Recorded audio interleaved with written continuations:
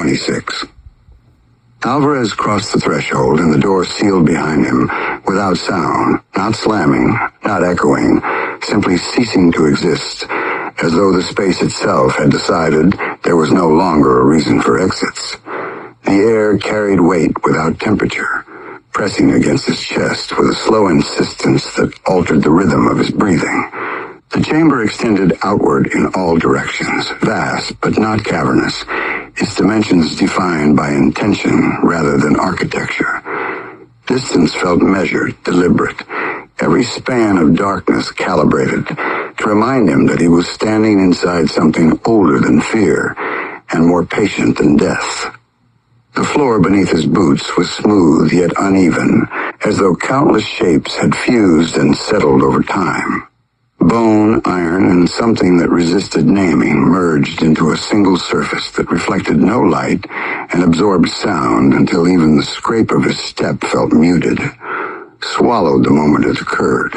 He advanced slowly, not from caution, but because the space demanded it, because rushing felt like a violation of rules he did not yet understand but instinctively respected. His pulse beat hard in his throat, steady enough to function, heavy enough to remind him that he was still bound to a body. Far ahead, the throne waited.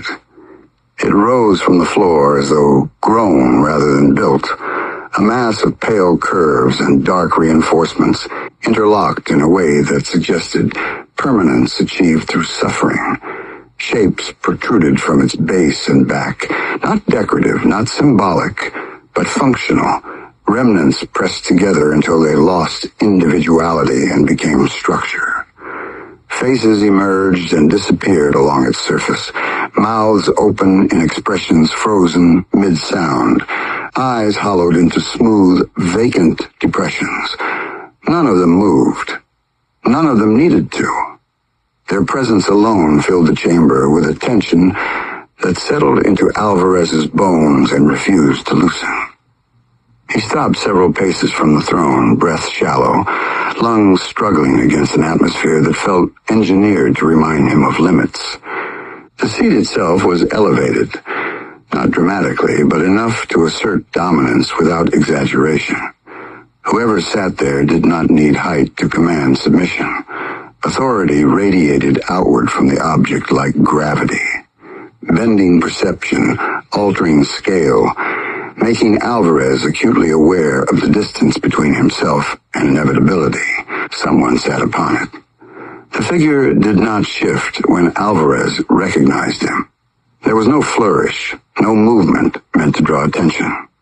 The man rested into the throne as though it had been shaped precisely for his form, spine aligned, shoulders relaxed, hands placed with casual certainty against the armrests. He did not wear chains. He did not bleed. He did not bear the marks Alvarez carried across his own body like a ledger of losses. His clothes were intact, unburned, unmarked by violence or decay. His skin held an even tone, unmarred by scars, free of the evidence that usually followed survival. It was Alvarez, not a reflection, not a memory shaped by guilt or exhaustion, not a distortion conjured by stress or trauma. This was a version of himself rendered whole, untouched by the sequence of damage that had defined his path. The face was familiar in a way that cut deeper than recognition. Eyes steady, gaze sharp without cruelty, calm without mercy. This Alvarez did not strain against the space. He belonged to it. The seated figure lifted his eyes, and the chamber seemed to adjust, as though attention itself carried weight. When he spoke, his voice did not echo. It did not need to. It carried forward with a clarity that suggested the room existed to amplify meaning rather than sound. "You took your time," the man said, tone even, observational, as though noting a variable rather than issuing judgment. Alvarez's mouth opened. Nothing came out. The presence before him dismantled language at its root, leaving him grasping for words that dissolved before they could form. He felt the edges of his thoughts fray, the familiar instinct to deny rising too late to protect him. That hesitation, the man continued, leaning back slightly, fingers resting loosely against the throne's surface. It always happens here. The word always struck Alvarez harder than any blow. His breath stuttered, chest tightening, as the implication slid into place without invitation. He shook his head once, a small, reflexive motion that failed to dislodge the truth pressing against him. "This isn't real," Alvarez said finally, voice rough, strained but audible. "I'm not doing this." The seated Alvarez regarded him with something approaching curiosity. "You said that too," he replied. "Earlier than most, actually." Alvarez took an involuntary step forward before stopping himself. The throne loomed closer now, its surface revealing more detail the nearer he stood. The faces embedded within it bore resemblance not to strangers but to versions of himself distorted by agony. Mouths stretched around silent pleas, eyes hollowed by endurance rather than terror. He forced his gaze back to the man seated above them. "What is this place?" Alvarez demanded. "What did you do?" A faint smile touched the seated Alvarez's mouth, not kind, not cruel, simply acknowledging the question's inadequacy. "I finished what you started." The words landed with precision, bypassing defense, sliding beneath rational barriers built from denial and disbelief. Alvarez felt something inside him recoil, instinct screaming that proximity to the throne equaled danger, yet his feet refused to retreat. The space had shifted. Movement now felt like consent rather than choice. "You don't remember the beginning," the man said. "None of you ever do. Memory erodes first. That's intentional." Alvarez's thoughts scrambled, reaching backward through pain, through fire, through betrayal, through moments stitched together by violence and desperation. Images flickered without order, faces without names, fragments of suffering stripped of context. He could not locate a starting point, only an accumulation of consequences. "The hitman," Alvarez said, clinging to something concrete. "He was real. I saw him. He bled. He killed." "Yes," the seated Alvarez replied. "And no." The throne creaked softly beneath him, not with age, but with awareness, a low sound that vibrated through the chamber and into Alvarez's chest. He felt it settle there, heavy, invasive. "He existed," the man continued, "in the way a blade exists to teach pressure. You needed refinement, precision, something to carve away the parts of you that would not survive what comes next." Alvarez's jaw tightened.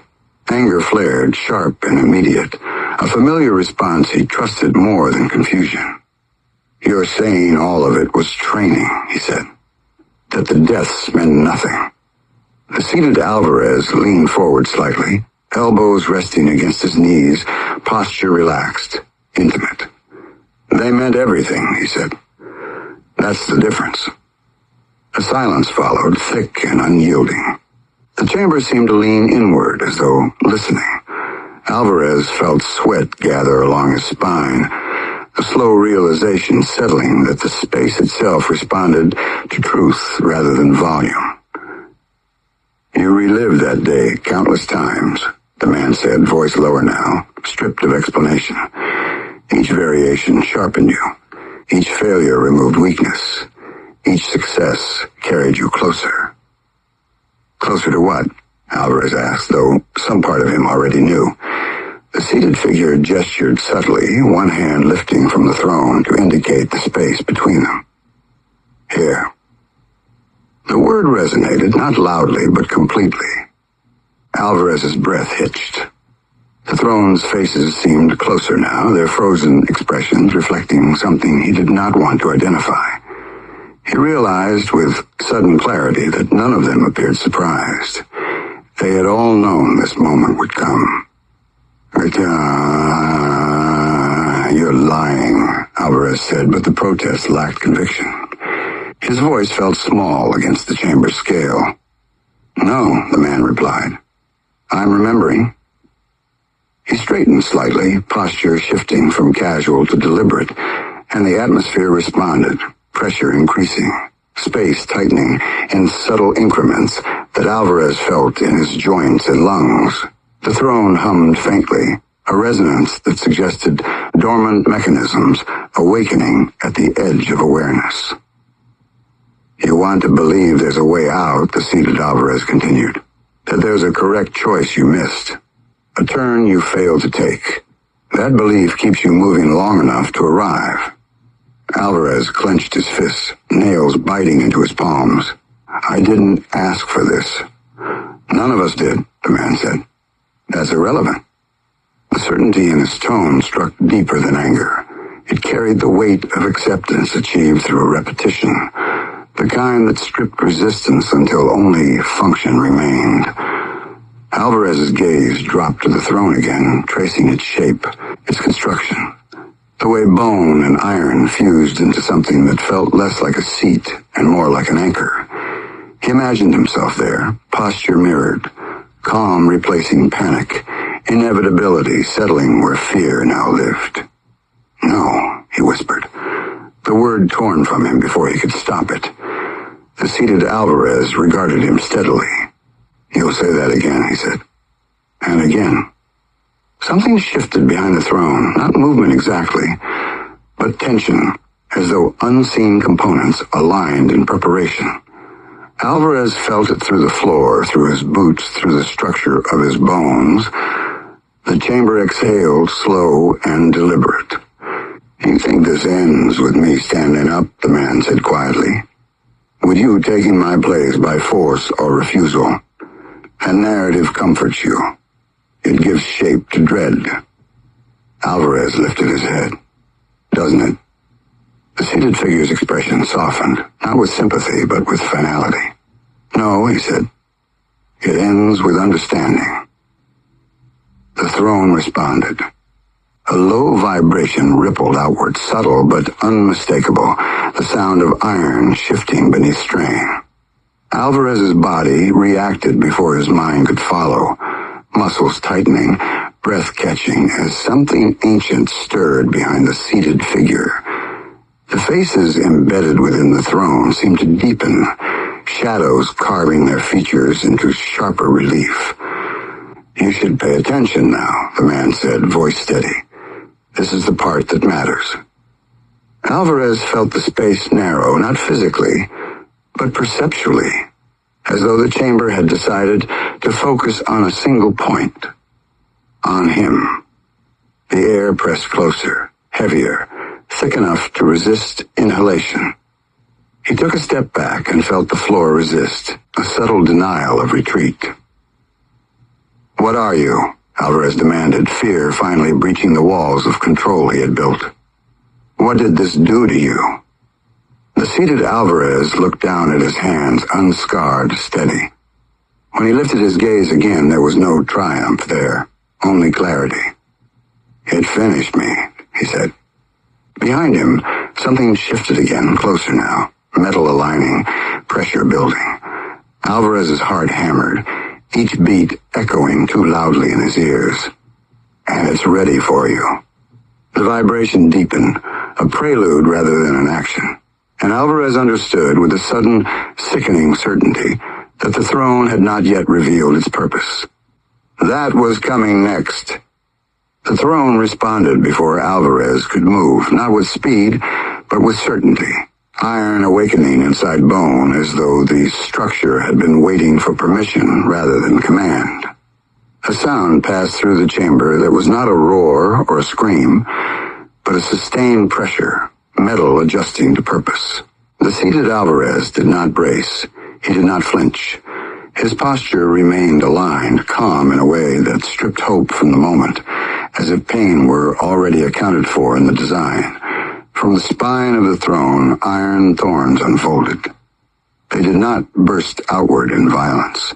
They emerged with deliberation, sliding free from the fused mass behind the seated figure, long, narrow, sharpened by repetition rather than polish. Their movement carried a terrible intimacy, metal knowing exactly where it was going. Alvarez watched them extend, mind rejecting what his eyes confirmed, breath locking in his chest as the first point aligned with the center of the seated man's back. The thorn entered flesh without resistance. The original Alvarez inhaled sharply, the sound thin, involuntary, a fracture in the calm he had worn like armor. His body jerked once, shoulders tightening as iron drove inward, piercing muscle, threading between bone with practiced accuracy.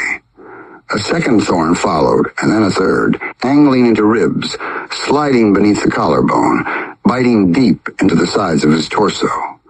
Blood surfaced slowly, dark and controlled. Not spraying, not dramatic, but undeniable. The scream came late. It tore from the seated Alvarez's throat with a violence that contradicted his stillness, a sound shaped by agony rather than fear. His hands clenched against the armrests, fingers whitening as his body strained against the restraints he did not need, the throne holding him upright even as iron pinned him in place. At the same instant, pain detonated inside Alvarez, not delayed, not echoed, immediate. His back convulsed as though struck by a hammer driven through nerve and bone. The sensation did not bloom or build. It arrived whole, complete, absolute. A burning pressure tore across his spine, white-hot, precise, carving pathways through muscle he could feel separating under force. His knees buckle, breath ripped from his lungs as matching wounds opened along his back, ribs screaming as invisible points tore inward. Blood spilled down his torso in sudden heat. He cried out, the sound merging with the other scream already filling the chamber, the two voices overlapping so completely that Alvarez could not tell where one ended and the other began. The pain was identical. The rhythm matched. Even the gasp for air fractured at the same moment. The throne hummed. More thorns emerged. They slid into the seated Alvarez's arms, spearing biceps, threading through muscle toward bone. His shoulders shuddered, veins standing out against skin stretched tight with strain. Blood ran freely now, streaking down his sides, soaking into the throne as though absorbed rather than spilled. Alvarez's arms exploded with sensation. His right arm seized, fingers clawing uselessly at empty air as pain tore through muscle he felt splitting from the inside. His left arm followed, nerves lighting up in violent succession, pressure driving inward until his vision blurred and the chamber tilted. He screamed again, throat raw, voice cracking as blood poured down his forearms, dripping from fingertips that trembled without control. He fell to one knee, then both.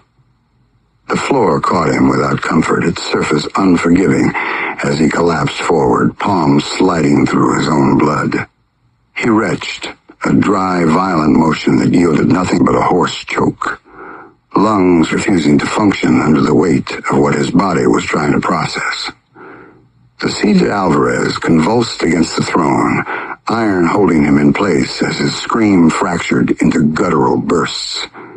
His head snapped forward, chin dropping to his chest, breath coming in ragged pulls that mirrored Alvarez's own. Their voices were the same. The realization struck through the pain with sick clarity. Same pitch, same break, same cadence, shaped by identical suffering. Alvarez pressed his forehead against the floor, teeth clenched so hard his jaw screamed. The taste of iron flooding his mouth as blood ran freely from wounds he could not see but felt intimately. "Stop!" Alvarez gasped. The word dragged from him without authority. "Stop!" The throne did not respond to pleas. Another vibration rolled through the chamber, deeper now, heavier, iron shifting into its final alignment. Thorns slid lower, driving to the seated Alvarez's sides, piercing beneath the ribcage, twisting slightly as they settled. His scream broke apart, voice tearing into a sound that barely resembled language. Alvarez's ribs detonated. He felt them flex, then give, pressure tearing inward, as invisible spikes drove into his sides. Breath fled his lungs in a violent rush, chest collapsing as pain radiated outward in blinding waves. Blood poured freely now, soaking his shirt, slicking the floor beneath him as his body folded inward, instinctively protecting organs already under assault. He collapsed fully, shoulder hitting the ground, vision swimming as the chamber blurred into fragments of light and shadow.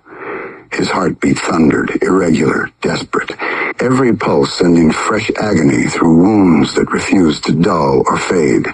Above him, the throne loomed. Chains erupted from its base. They did not lash outward wildly. They emerged with purpose, iron links unfolding and extending like limbs responding to instinct. One wrapped around Alvarez's wrist, snapping tight with a crushing force. Another followed, binding his other arm, yanking him forward with brutal efficiency. The sudden motion tore a fresh scream from his throat as his body was dragged across the floor, blood streaking behind him in thick, dark lines. The seated Alvarez gasped, head lifting slightly as chains snapped into place around his own arms, pulling him forward against the iron thorns embedded in his flesh. The movement tore at the wounds, drawing fresh blood, his scream rising again in perfect synchronization with Alvarez's own. They screamed together. The sound filled the chamber, overlapping, harmonizing in agony. A single voice expressed through two bodies bound by mirrored suffering. Alvarez's throat burned, breath scraping raw as the chains hauled him closer to the throne, floor grinding against his knees and palms, every inch of progress measured in pain. He fought instinctively, muscles straining despite the futility, chains biting deeper as he resisted. The effort punished him instantly. Pain flared sharper, more concentrated, as though the throne corrected his behavior, reinforcing a rule he had not yet learned. Don't, the seated Alvarez choked, voice shredded, barely audible beneath the screaming. You're making it worse. The words cut through Alvarez's panic. He froze mid-struggle, breath hitching, muscles trembling as he forced himself to go still. The chains eased slightly, not loosening, but ceasing their advance. The pain stabilized, not diminishing, but no longer escalating. Understanding flickered. The throne rewarded compliance. Alvarez lay gasping, chest heaving, blood pooling beneath him as he stared up at the man bound to the throne. The seated Alvarez's head hung forward, sweat and blood matting his hair, iron thorns protruding from his body like obscene extensions of the throne itself. How? Alvarez rasped. How is this happening? The seated Alvarez lifted his head with visible effort, eyes glassy but focused. Because you and I, he said, a voice shaking, are not separate variables. The chains tightened again, a warning rather than punishment.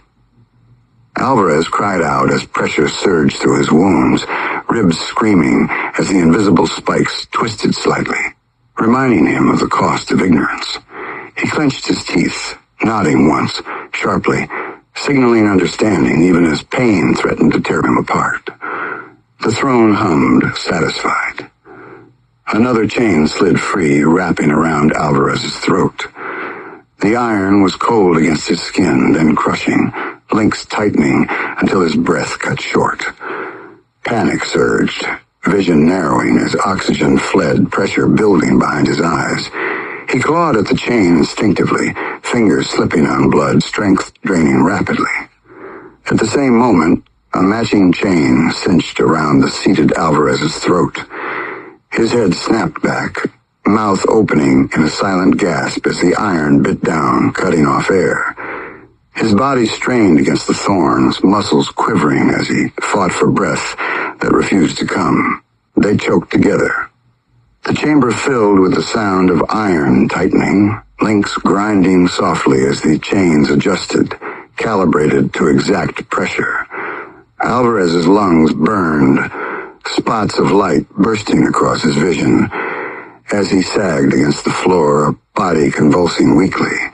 Just before darkness closed in, the chains loosened. Air rushed back into Alvarez's lungs in a violent gasp that tore at his throat, breath coming in ragged bursts as he coughed and retched, body shaking uncontrollably. Across from him, the seated Alvarez collapsed forward against the restraints, gulping air in broken pulls, chest heaving as blood continued to spill down his torso. Silence settled, heavy and oppressive. The throne remained active, iron humming softly beneath bone, thorns still embedded, chains still wrapped, mechanisms fully engaged. The pain did not fade. It lingered constant. A baseline of agony that promised escalation with the slightest misstep. Alvarez lay there, bloodied and shaking, mind struggling to process the implications. Every sensation confirmed the truth pressing in from all sides. Injury to one meant injury to the other. Resistance amplified suffering. Compliance stabilized it. The throne was not punishing. It was teaching. "You feel it now," the seated Alvarez said hoarsely, voice barely audible, stripped of all authority. The symmetry. Alvarez swallowed hard, throat burning as he forced himself to breathe slowly, carefully. Every inhale measured against the threat of renewed pain. He nodded once, the motion minimal, controlled. "Yes," he whispered. The seated Alvarez closed his eyes briefly, a gesture that carried relief rather than defeat. "Good," he said, "because the next part doesn't allow confusion." Behind the throne, iron shifted again. Alvarez felt it before he saw it. A subtle realignment that sent dread crawling through him, deeper than pain, deeper than fear. Something final was preparing to unfold. Something that would not correct behavior, but conclude instruction. The chains tightened just enough to pull him another inch closer to the throne. Blood smeared beneath him as he slid forward, breath hitching, body trembling in anticipation. The throne waited. So did the truth. The chains tightened again with a steady resolve that erased any remaining illusion of urgency. Alvarez slid forward in measured increments, iron guiding him without haste, as though time itself had been disciplined into obedience. His breathing slowed, not from calm, but from learned necessity. Excess effort no longer brought advantage. The pain had settled into a constant presence, a fixed pressure that informed rather than overwhelmed, teaching his body how to exist within it. The throne filled his vision. Its scale no longer impressed him. Familiarity dulled awe, replacing it with something colder and far more dangerous. The shapes embedded within its structure appeared less like faces now and more like impressions left behind by weight and repetition. Marks of occupancy. Proof that the seat was not symbolic, but functional, built to be assumed rather than admired. The figure bound to it lifted his head with deliberate restraint. Blood traced downward in intersecting paths, yet his posture remained aligned, sustained by the same mechanism that waited for Alvarez. Their breathing matched without effort. Their bodies responded to pain with identical timing. The symmetry was complete enough to feel mathematical. "You see it now," the man said. Alvarez did not answer. He no longer needed to. The truth had settled into him with quiet finality, bypassing resistance, bypassing outrage. It did not arrive as revelation, but as recognition. Something remembered rather than learned. The chains around Alvarez's wrists drew his arms back, spreading his chest, aligning his spine with the throne's center line. Iron adjusted behind him, unfolding in stages that carried no urgency. The structure moved with the confidence of something repeating a perfected task. He understood the loop without explanation. There was no origin point to uncover, no first failure to correct. Each version arrived believing himself singular. Each was proven otherwise. Memory eroded not as mercy, but as efficiency.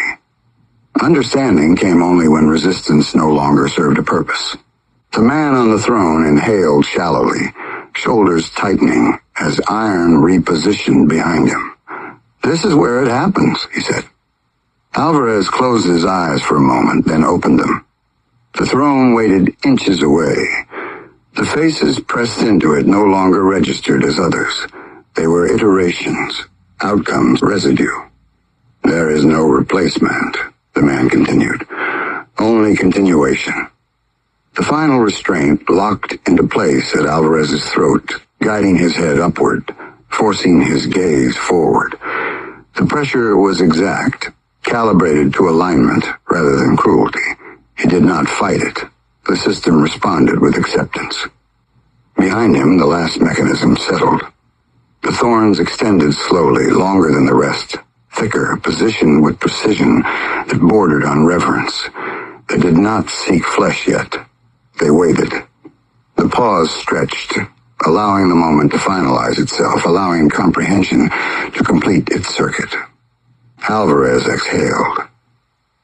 The man on the throne watched him with something close to relief. "Now," he said. The thorn struck. They entered Alvarez's back with irrevocable force, punching through muscle and bone, seating themselves along his spine with perfect alignment. Pain tore through him, immediate and total, collapsing thought into sensation. His scream ripped free without restraint, voice fracturing as iron claimed him fully. At the same instant, the man on the throne convulsed, body arching as identical thorns drove deeper into wounds that never healed because they were never meant to. Their agony synchronized instantly, a closed circuit of suffering that reinforced itself with terrifying efficiency. Alvarez's vision shattered. Light and darkness blurred into fragments as the chamber dissolved around him. He felt himself pulled backward, chains drawing him flush against the throne as restraints snapped into place across his torso. Iron pressed into his wounds, sealing him into position, anchoring him with finality. The pain did not fade. It stabilized. Breath returned in shallow increments. Awareness followed, heavy and altered. Alvarez felt the throne beneath him now, supporting his weight, sustaining his posture. The thorns no longer advanced. They had reached their destination. Across from him, the other body sagged forward, tension releasing as its purpose concluded. The scream dwindled into a rasp, then silence. The circuit closed. Alvarez's breathing steadied. His heartbeat slowed. The chamber responded, pressure easing as equilibrium established itself once more. The throne accepted him without ceremony. Memory shifted. The edges blurred first. Pain receded into structure. Identity narrowed, then clarified, shedding excess. What remained was function, continuity, readiness. The chains held him upright as the last sensations reorganized themselves into something sustainable.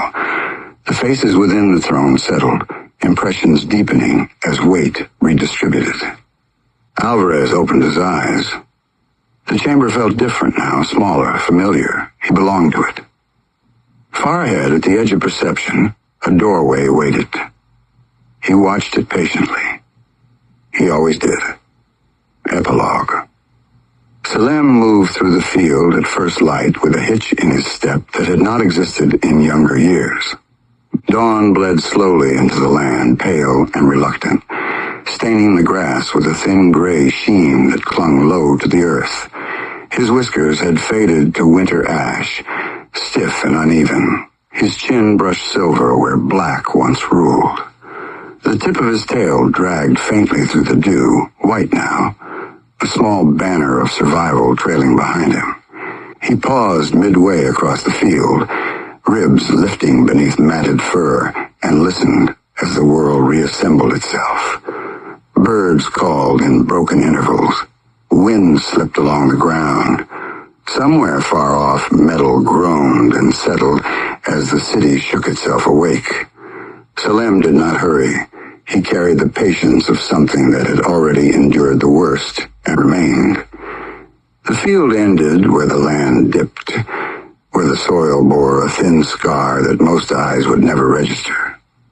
Salem turned toward it, ears angling forward, gaze fixed on the place where the world had once torn itself open and swallowed a man whole.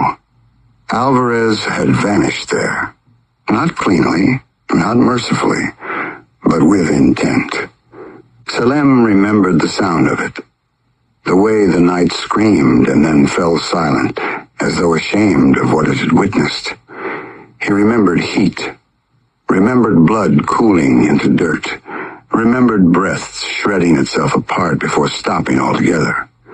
The tear was sealed now, grass creeping back in uneven patches, pretending the ground had never opened its mouth.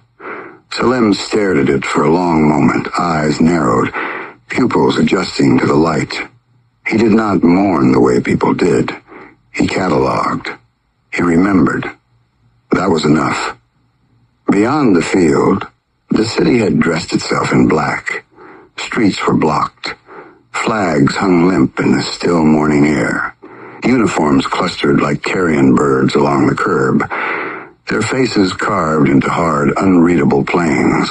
A memorial stood near the square, temporary barricades, flowers already browning at the edges, names printed too small for the weight they carried.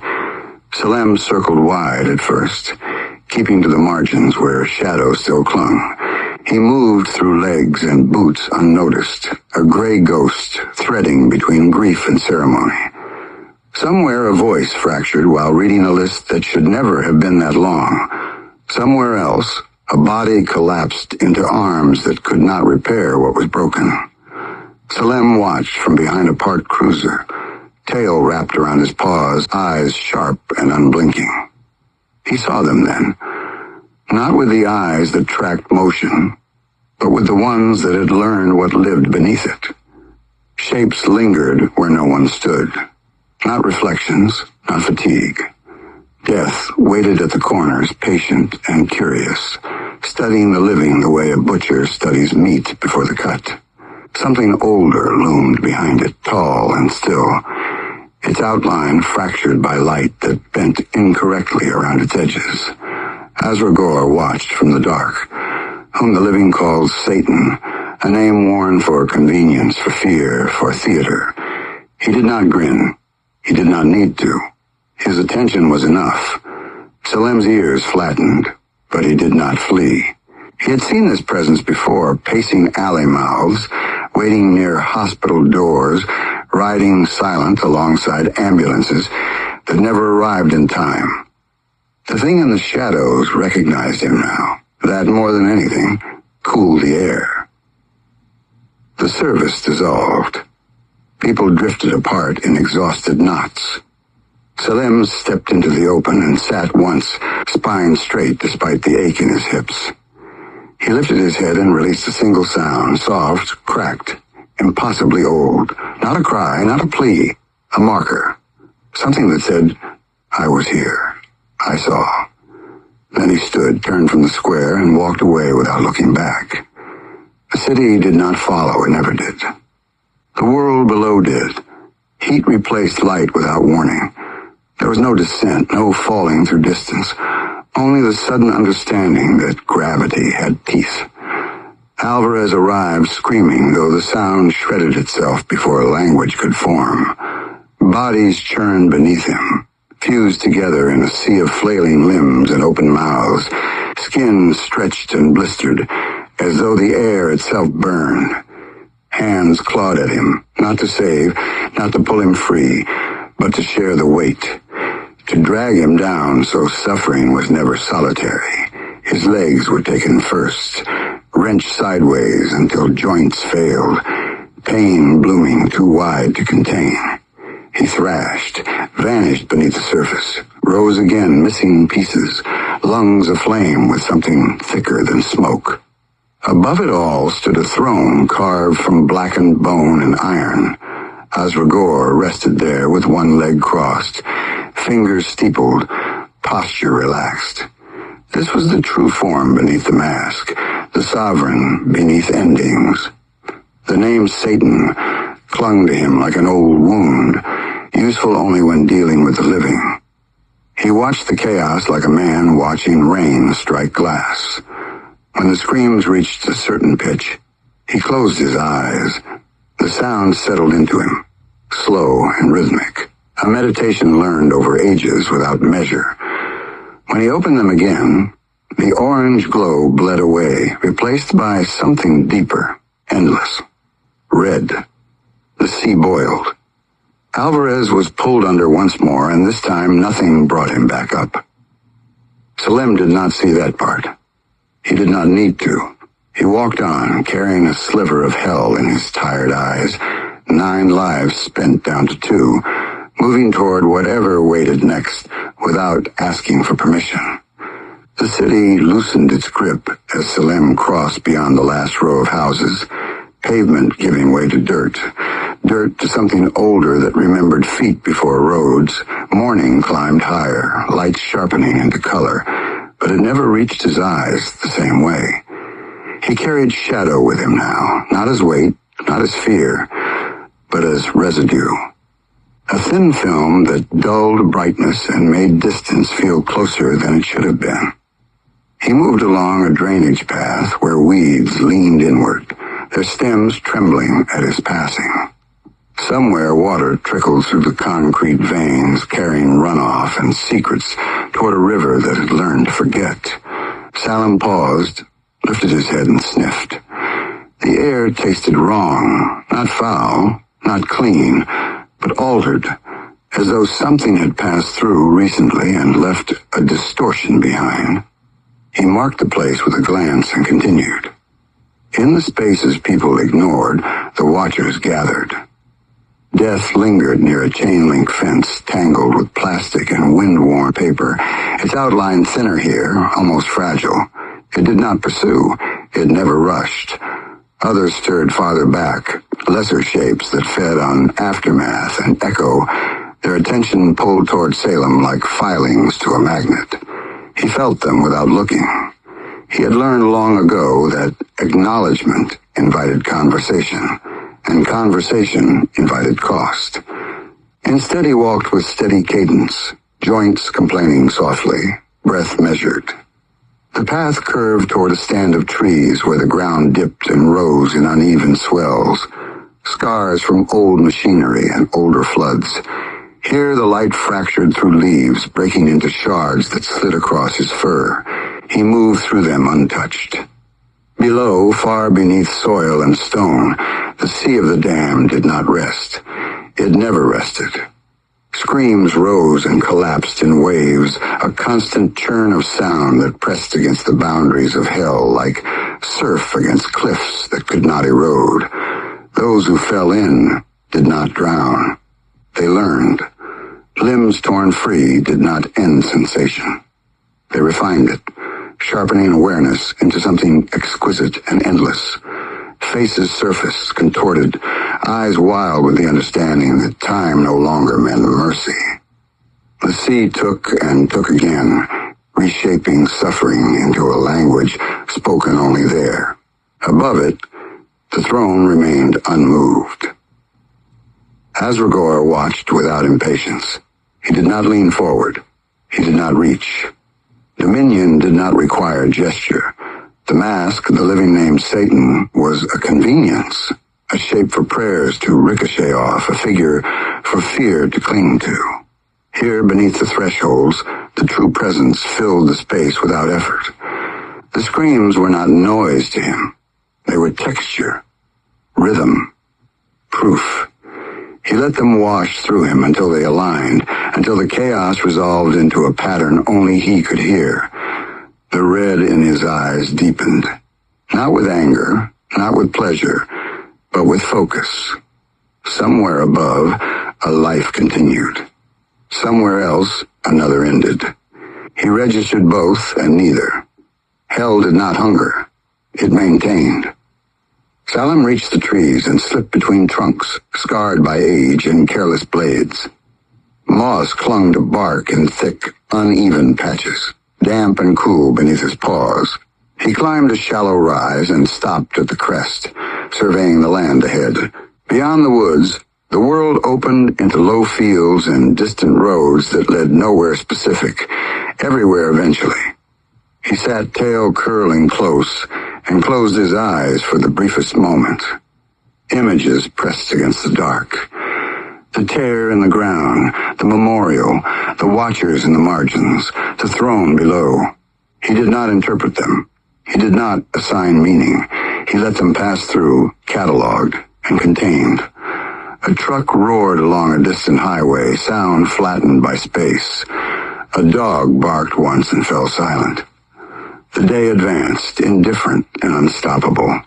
Salem rose and descended the far side of the hill, moving toward the open land. With each step, the pull lessened. Not gone, never gone, but quieter. Whatever Asragor had marked him with was not a leash. It was a recognition. The kind granted to things that had looked too long and lived anyway. In hell, the sea convulsed as another body was taken under. Asragor did not look away.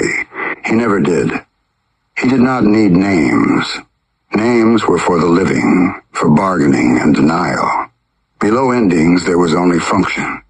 He closed his eyes once more, and the sound of agony folded inward, steady as breath drawn deep and released.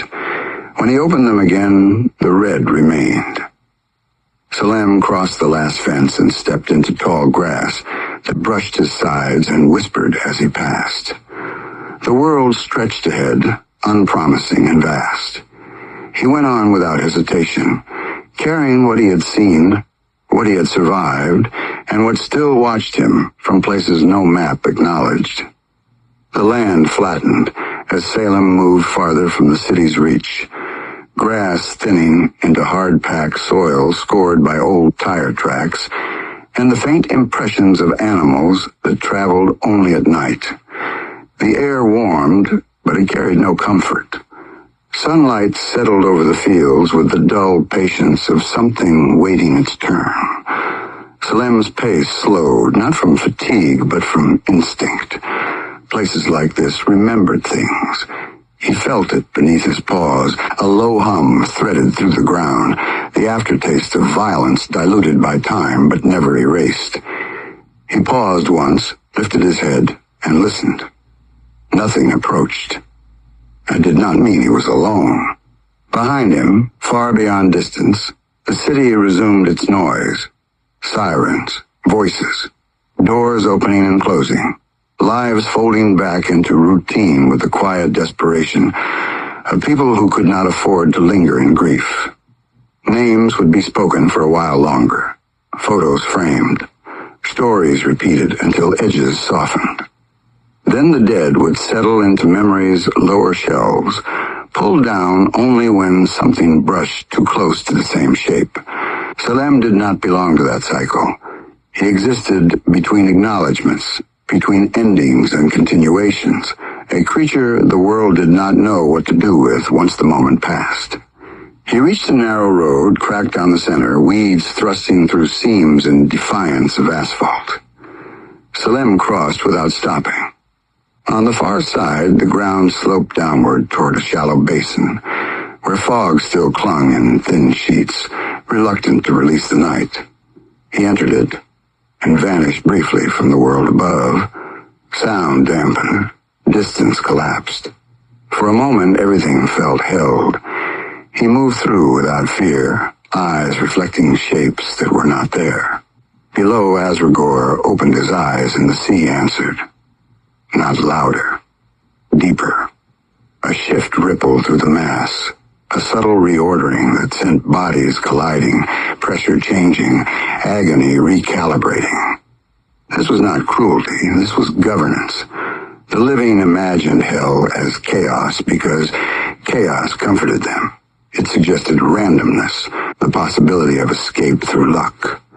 Asragor allowed the illusion. Order reigned beneath it, absolute and unyielding. Alvarez did not exist as an identity anymore. He existed as function, as material, as sound folded into the larger whole. The throne remained unchanged. The fog thinned as Salem climbed out of the basin, fur dampened, steps sure. The sun had climbed high enough now to cast short shadows the day fully claimed. He stopped once more at the edge of the rise and looked back. Not toward the city, not toward the field, but toward nothing in particular. His eyes narrowed slightly, ancient and reflective. Somewhere beyond sight, something watched him in return. Not with hunger, with interest. Asragor did not reach across worlds. He did not summon. Some things moved on their own, and those things were worth observing. Salem turned away and continued forward. 2 lives left was not a sentence. It was a condition. He would spend them the way he had spent the others, moving through margins, seeing what others missed, surviving encounters meant to end him. The world would offer no ceremony when the count reached 0. That was fine. He had never required witness. In hell, the screams found a new equilibrium. Asragor closed his eyes once more, letting the sound settle into its familiar cadence. The name Satan drifted upward through prayer and curse alike, thin and inadequate, dissolving before it reached anything real. Below endings, Asragor remained, patient and intact, eyes burning red when they opened again. Salem disappeared into the distance, a gray shape swallowed by heat and light, carrying a sliver of hell behind his gaze and nothing ahead of him but whatever came next. The end.